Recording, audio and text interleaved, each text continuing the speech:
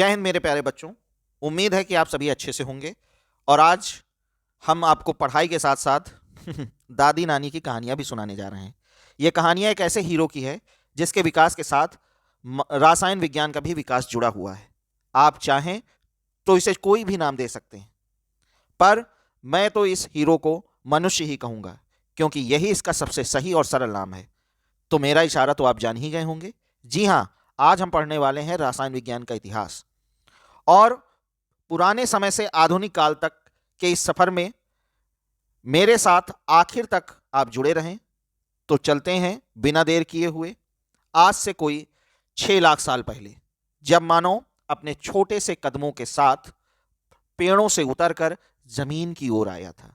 और जैसे ही उसने जमीन पर अपने कदम रखे, अपने मूल निवास पौधों को छोड़कर, तो उसकी निगाह आसमान की ओर थी और मन में कई सारी जिज्ञासाएं थीं। इन जिज्ञासाओं और विज्ञान के परों को लगाकर उसने असीमित संभावनाओं के इस प्रकृति में, इस असीमित संभावनाओं के इस नगर में प्रवेश किया। और आज मनुष्य जमीन से आसमान की ओर पहुंच गया है और धीरे धीरे वो विकास के नए कीर्तिमानों को प्राप्त करता चला जा रहा है। तो सबसे पहले जब मानव जमीन पर उतरा तो उसके साथ कई समस्याएं थीं, क्योंकि उसकी प्रकृति दोस्त नहीं दुश्मन थी। और प्रकृति अगर आपकी दुश्मन है तो वो आपको बढ़ने नहीं देगी।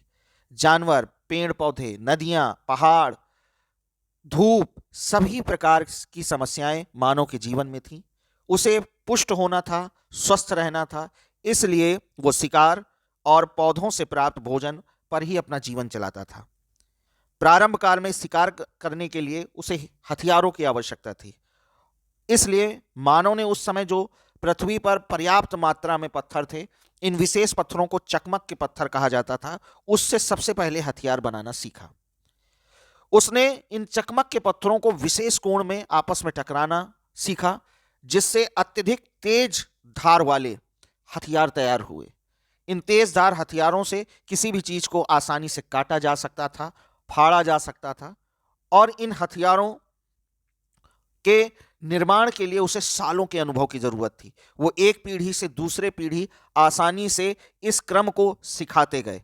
और एक समय ऐसा आया कि उस समय सबसे प्रासंगिक हथियार का निर्माण हुआ, जिसका उपयोग आज भी हमारे घरों में, हमारे आसपास होता है, जिसे हम चाकू के नाम से जानते हैं। उसने पत्थर, जो तेज पत्थर था, तेज ब्लेड थी, उसमें उस समय जो हड्डियां थी उसके आसपास, उसको जोड़कर विशिष्ट संरचना का निर्माण किया था। यह हथियार आज भी अलग अलग प्रारूपों में, अलग अलग कार्यों में हमारे दैनिक जीवन में कार्य आता है। आप देख रहे हैं स्क्रीन पर। धीरे धीरे एक ऐसा समय आया कि मानव पत्थरों पर बहुत ज्यादा निर्भर हो गया और इतनी ज्यादा निर्भरता हो गई कि उससे वो हथियार बनाता, अपने काम करने के लिए औजार बनाता। और प्राकृतिक शक्तियों जैसे तूफान, सूर्य, चंद्रमा, तारे और जो भी डरावनी आकृतियां उसके आसपास आवाजें आती, उनकी वो पूजक और उपासना करने लगा। धीरे धीरे वो अपने मतकों के प्रति, जो उनके पूर्वज होते थे, जो उनके साथ रहते थे, उनके प्रति भी वो सम्मान प्रदर्शित करने लगा। और जो मर जाते थे उनकी कब्र बनाने लगा और उनके कब्रों पर बड़े बड़े पत्थर रखने लगा। गुफाओं से वो धीरे धीरे बाहर आया, मैदान में विचरण करने लगा, क्योंकि अब गुफाएं भी उसका घर नहीं रही थी। ऐसी समय को मानव विकास के युग में पाषाण काल युग कहते हैं, स्टोन एज कहते हैं। यह स्टोन एज बहुत ही पुराना समय काल है, जब मानव धीरे धीरे जंगली आदतों को छोड़कर एक नई दिशा की ओर बढ़ रहा था। इसी क्रम में उसने आग की खोज की। तो एक दिन ऐसा हुआ कि वो अपनी घुमक्कड़ी प्रकृति के कारण अफ्रीका के महाद्वीप में कहीं घूम रहा था और उसे जानवर, पशु पक्षी भागते हुए दिखाई दिए। वह भी डर गया। उसने देखा कि एक विचित्र पीला प्रकाश दूर कहीं चमक रहा है। देखने पर वो पुष्प की तरह दिखाई देता था, लेकिन पास जाने पर उसमें तपिश थी। उसको उसने अग्नि, आग, फ्लेम कहा। और इस प्रकार आग की खोज हुई। और आग की खोज के साथ साथ मानव ने उसी काल में पहिए का आविष्कार कर डाला। आग की खोज और पहिए का आविष्कार ने मानव जीवन में क्रांति ला दी। सुई का आविष्कार भी इसी काल में हुआ था, जिसकी सहायता से उसने चमड़े को सिलकर अपने शरीर को मौसम और जंगली घास आदि से बचाने लगा, और धीरे धीरे अब वो कपड़े पहनने लगा, तंबू बनाने लगा। पहिए का आविष्कार कर लिया तो उसकी जो घुमक्कड़ी प्रकृति थी वो और बढ़ गई। वो आसानी से मैदानी क्षेत्रों में पहिए की सहायता से गाड़ी बनाकर चलने लगा। और रही बात सुई की, तो सुई उस समय का सबसे महत्वपूर्ण औजार होता था, जिसे अति सुरक्षित रखा जाता था, क्योंकि एक सुई बनाने वाला उस समय समझ लीजिए कि आज एक बहुत बड़े पुल के निर्माणकर्ता के समान माना जाता था उस कुनबे में, उस समाज में। क्योंकि सही हड्डी को चुनना, सही आकार वाली हड्डी को चुनना, सही नमी वाली हड्डी को चुनना, सही मोटाई वाली हड्डी को चुनना, उसको तराशना और उसमें छेद करना, ये बहुत कला का विषय है। अगर आज मानव जो हम लोग जैसे हैं, अगर हम बनाना चाहें अपने घर में प्रयास करके, तो न जाने कितनी हड्डियों को तोड़ डालेंगे हम, और सुई नहीं बना पाएंगे। इसलिए जो भी ये कार्य करता था, बहुत सोच समझकर, बहुत कुशलता पूर्वक ये काम करता था। धीरे धीरे एक समय आया कि मानव ने भोजन को पकाकर खाना इस्तेमाल करने लगा, जिससे भोजन और अधिक स्वादिष्ट और सुपाच्य बन गया।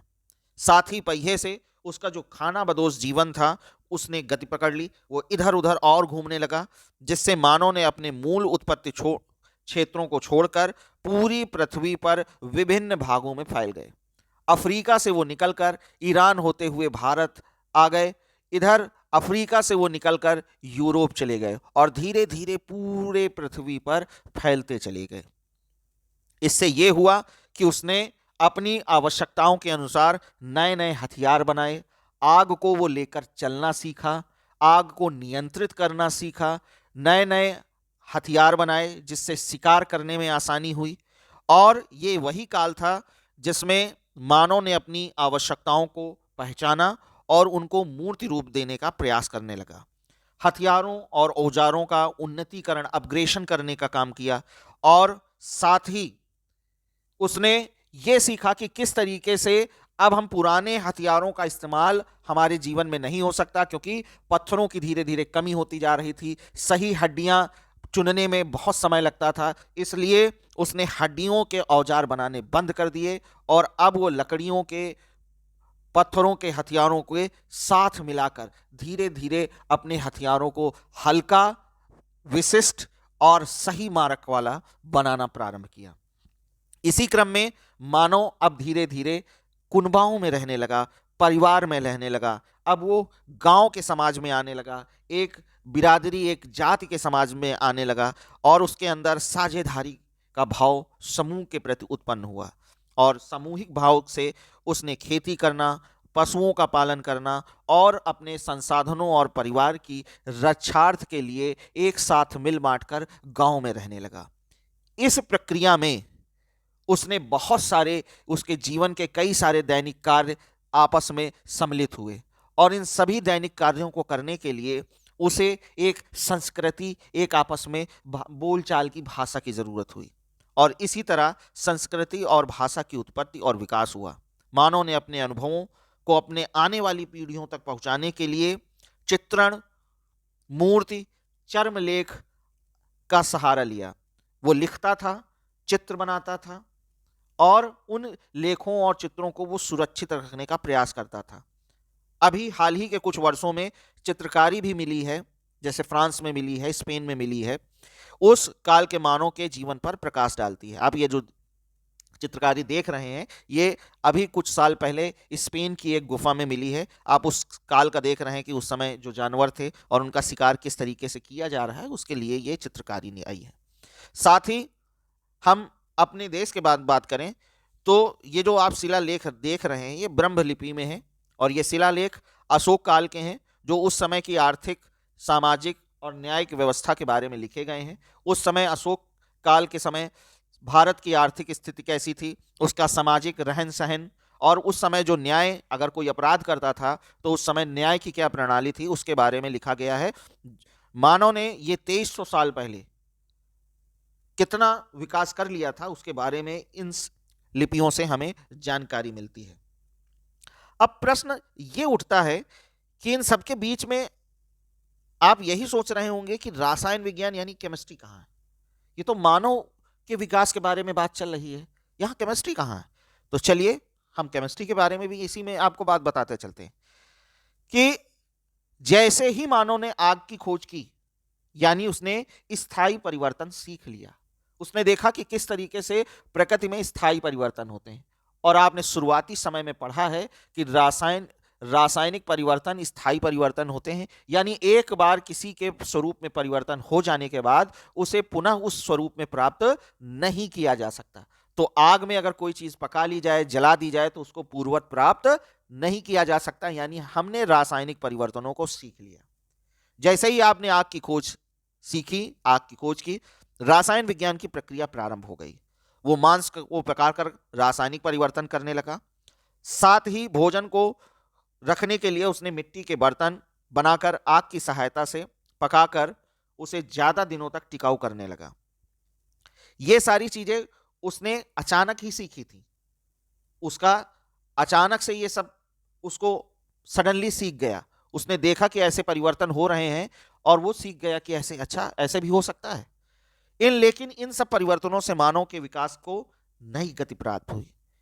एक दिन जब वो अपने बर्तनों को पका रहा था, क्योंकि वो जानता था कि बर्तन, मिट्टी के बर्तनों को अगर पकाते हैं आग में तो वो ठोस हो जाते हैं, तो एक दिन जब वो अपने बर्तनों को पका रहा था तो उसके लिए, बर्तनों को बनाने के लिए उसे जमीन खोदकर मिट्टी निकालनी पड़ती थी और उस मिट्टी को वो गीला करके निश्चित आकार में पहले ढालता था और उस निश्चित आकार के बर्तनों को निर्माण करने के बाद उसे पकाता था। तो इन सब प्रक्रियाओं में उसे कुछ विशेष प्रकार की अलग मिट्टी मिली जिसने उसने आज तक नहीं देखा था। जिज्ञासा के कारण उसने आग में उसे भी पका कर देखा, तो वो देखता है कि ये चमकदार है, हल्का है, पीटने पर टूटता नहीं है और पानी और समय दोनों का इस पर प्रभाव नहीं पड़ता। जैसे मिट्टी के बर्तन जमीन में गिर जाते थे, टूट जाते थे, धीरे धीरे वो नष्ट हो जाते थे, लेकिन इस पदार्थ का, इस जो नई मिट्टी के बने हुए पदार्थ था, इसका समय और पानी दोनों पर इसका कोई प्रभाव नहीं पड़ रहा था। उसने समझ लिया कि यह जो प्राप्त पदार्थ है ये धातु है, मानव ने इसकी खोज कर ली थी। अब वह इसके बर्तन बना सकता था, औजार और हथियार भी बना सकता था। और अब उसने शुरू किया खनन, यानी जमीन खोदकर उस विशेष प्रकार की मिट्टी को निकालने का काम, और उस विशेष प्रकार की मिट्टी को शोधित कर कर धातु बनाने का काम धातु कर्म कहलाता है। तो इस तरीके से उसने खनन और धातु कर्म किया, जिसे संयुक्त रूप से कीमियागारी कहते हैं, और इसी कीमियागारी से ही केमिस्ट्री शब्द की उत्पत्ति होती है। तो आप जान गए कि कीमियागारी, पहले समय के कीमियागार कहलाते थे, जो केमिस्ट होते थे उन्हें कीमियागार कहा जाता था। और कीमियागारी ये एक आर्ट है जो कन्वर्ट करती है किसी इनप्योर मटेरियल को प्योर मटेरियल में, और इस प्रोसेस से ही शब्द निकल कर आया है केमिस्ट्री। तो आगे बढ़ते हैं। आप देख रहे हैं यहां पर एक समाज है जो अलग अलग प्रक्रियाओं द्वारा धातुओं के निर्माण और धातुओं के खनन की प्रक्रिया कर रहा है। मानव को सबसे पहले तांबे धातु का ज्ञान हुआ था, और उसी तांबे की धातु का ही उसने धातु कर्म सीखा।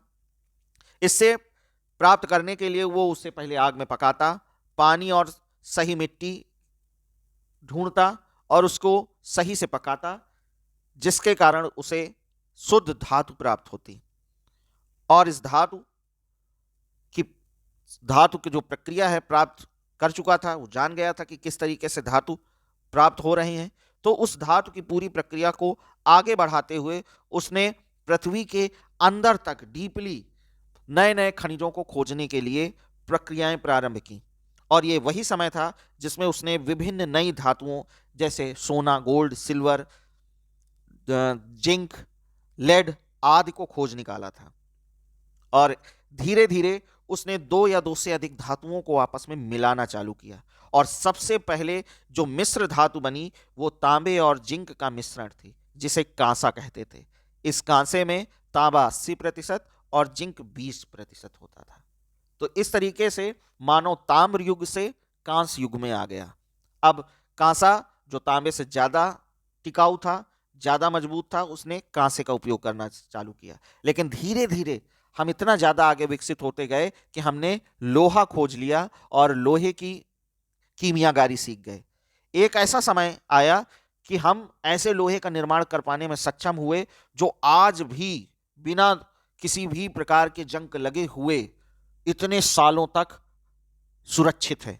आप देख रहे हैं ये जो स्तंभ है, लौह स्तंभ, ये दिल्ली में लगा हुआ है और ये लगभग 2000 साल पुराना स्तंभ है, इससे भी ज्यादा पुराना है और इसमें किसी भी प्रकार का कोई अवरोध, कोई भी दिक्कत नहीं आई है। ये वैसे ही सुरक्षित है जैसे उस काल में लगाया गया था। इसमें किसी भी प्रकार की रस्टिंग यानी जंग नहीं हुई है। जो भी परतें उसके बाहर हैं वो उसके मूल समय से हैं, यानी जैसे जब से लगाया गया था वैसे ही जंग उसमें लगी है। कई नई जंग, जबकि इतने मौसम आए, इतने परिस्थितियां आई गई भारत में, लेकिन उसमें किसी भी प्रकार का कोई परिवर्तन नहीं आया।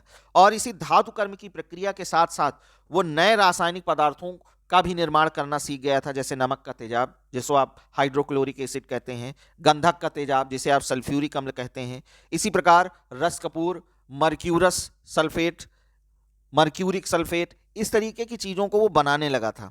और साथ में उसने और उन्नत प्रक्रियाओं के बारे में भी जानकारी हासिल की।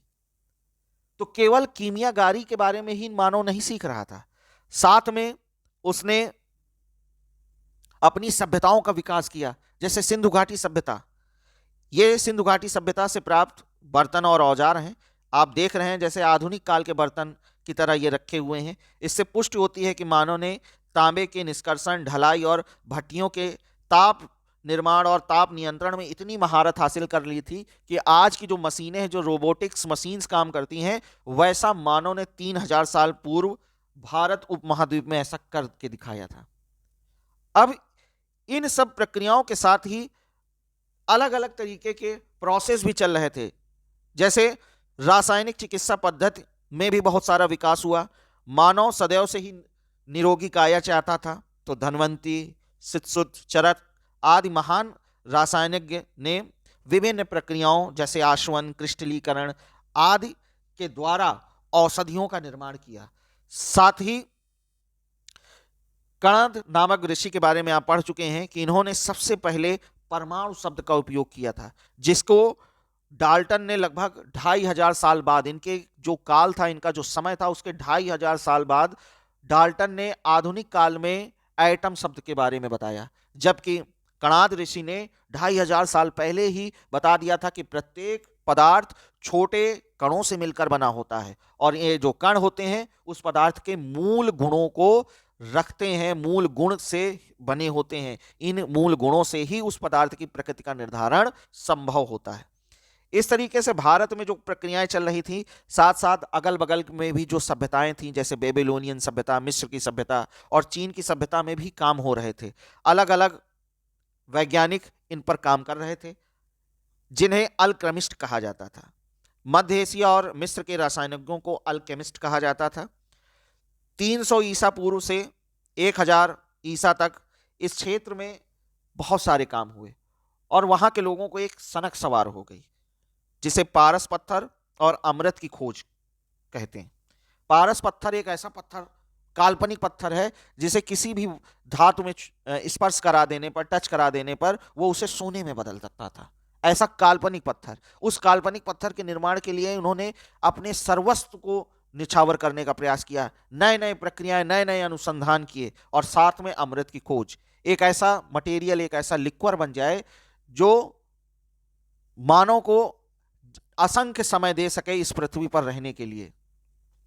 लेकिन ऐसा संभव नहीं है, ऐसा संभव नहीं हो पाया। परंतु इन सारी प्रक्रियाओं में नए उपकरण और नई विधियों की खोज हुई, जो आगे जाकर रासायनिक प्रक्रियाओं के लिए यूजफुल हुई। अब इतना सब चल रहा था, धीरे धीरे आधुनिक काल आया और आधुनिक काल में सबसे पहले रॉबर्ट बॉयल ने केमिस्ट्री को नई शाखा के रूप में अलग किया। तो कौन जानता था कि यह मानव के प्रत्येक कदम पर कार्य आने वाली है।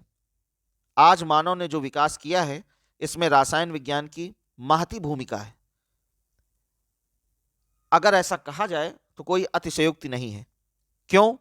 क्योंकि इस प्रकार 19वीं शताब्दी आते आते मानव रसायन विज्ञान के विकास में पंख से लग गए।